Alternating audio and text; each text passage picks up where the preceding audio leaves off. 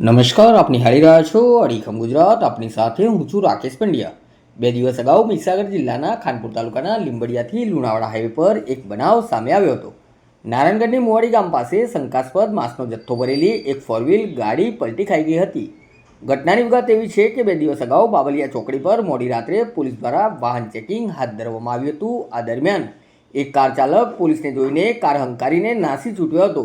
પોલીસે તેનો પીછો કરતા આ કાર લીંબડિયા ચોકડીથી લુણાવાડા તરફ નારાયણગઢની મોવાડી ગામ પાસે પલટી મારેલી હાલતમાં મળી આવી હતી. જોકે કારમાં સવાર 2 આરોપીઓ ઘટના સ્થળેથી નાસી છૂટવામાં સફળ રહ્યા હતા. કારમાંથી બાકોર પોલીસને 860 કિલો જેટલો શંકાસ્પદ માંસનો જથ્થો મળી આવ્યો હતો. પોલીસે તાત્કાલિક માંસના જથ્થાનું સેમ્પલ લઈને ફોરેન્સિક સાયન્સ લેબોરેટરી એટલે કે એફએસએલમાં મોકલ્યું હતું. હવે આ મામલે મોટો ખુલાસો થયો છે. એફએસએલના રિપોર્ટમાં આ માંસનો જથ્થો ગૌવંશ હોવાનું સ્પષ્ટ થયું છે. પોલીસે 860 કિલો ગૌવંશ માંસનો જથ્થો અને કાર સહિત કુલ ₹2,72,050નો મુદ્દામાલ કબજે કર્યો છે. આ મામલે નાસી છૂટેલા 2 જાણ્યા લોકો વિરુદ્ધ બાકોર પોલીસ મથકમાં ફરિયાદ નોંધીને પોલીસે આગળની કાયદેસરની કાર્યવાહી હાથ ધરી છે. આરોપીને પકડવાના ચક્રો ગતિમાન કરવામાં આવ્યા છે. તો આ હતા અત્યારના મુખ્ય સમાચાર. વધુ સમાચારો માટે જોતા રહો અડીખમ ગુજરાત.